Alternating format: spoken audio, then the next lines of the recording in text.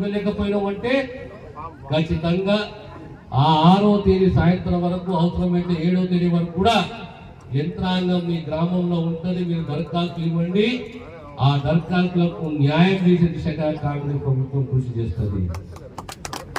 ఇకపోతే మీ స్థానిక శాసనసభ్యుడు చాలా పెద్ద చిట్టా చెప్పాడు. నాకు ప్రధానంగా మాకు హాస్పిటల్ కావాలి, అప్గ్రేడేషన్ హాస్పిటల్ కావాలి, 30 పడకల హాస్పిటల్ కావాలి, దాంతో సహా ఈ తైబంది నల్లవాగు తైబంది 2000 ఎకరాలకు సంబంధించి నీరు అందియాలి 6 తడి పంటలకు అని చెప్పి మీ స్థానిక శాసనసభ్యుడు సంజయ్ రెడ్డి గారు వాళ్ళు విజ్ఞప్తి చేశారు.